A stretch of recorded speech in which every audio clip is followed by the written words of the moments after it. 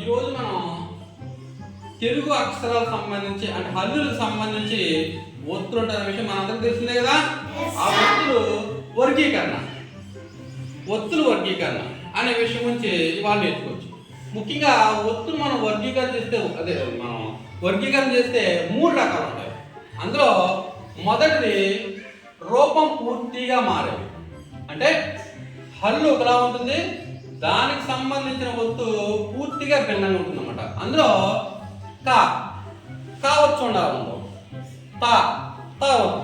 ఈ విధంగా మనకి ఎన్ని అక్షరాలు ఇలాగా 8 అక్షరాలు అంటే 8 హల్లు వేరేగా ఉండి దాని ఒత్తు దానికి భిన్నంగా ఉంటుంది అనమాట.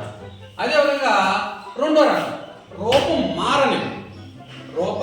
మారనివి అంటే అక్షరం ఎలాగైతే ఉంటుందో దానికి సంబంధించిన ఒత్తు కూడా అలాగే ఉంటుంది అనమాట. మార్చడం అవసరం లేదు మనం. ఉదాహరణకి ఖ, ఇది మహాప్రాణాక్షరం, దీనికి సంబంధించిన ఒత్తు కూడా దీనికి లాగే ఉంటుంది అనమాట. అలాగే జ ఒత్తు, ఝ ఇñ ఒత్తు, ఇణి ఒత్తు. ఈ విధంగా 7 హల్లులు అంటే 7 అక్షరాలు వాటి అక్షరాలను పోలిన ఒత్తులు ఉంటాయి అన్నమాట. మూడవది తలకొట్టు తీసేస్తే వచ్చేవి. అంటే ఇందులో మనకి 20 అక్షరాలు ఉన్నాగా, అంటే ఏం చేయనవసరం లేదు. గా ఉదాహరణకి గా అక్షరానికి దాని తలకొట్టు తీసేస్తే ఒత్తుగా మారిపోతుంది. అలాగే ఘ, దీని తలకొట్టు తీసేస్తే దాని ఒత్తుగా మారిపోతుంది.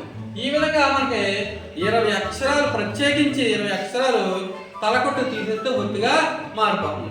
ఈ విధంగా మనకి ఒకటి రూపం పూర్తిగా మారవి, రెండోది రూపం మారనివి, మూడోది తలకొట్టు తీసేస్తే వచ్చేవి. ఈ ఒత్తులు మీరు ఈ విధంగా మీరు నేర్చుకుంటే కనుక సులభంగా అర్థం చేసుకోగలుగుతారు, కన్ఫ్యూజ్ లేకుండా ఒత్తులు రాయగలుగుతారు. ఓకేనా?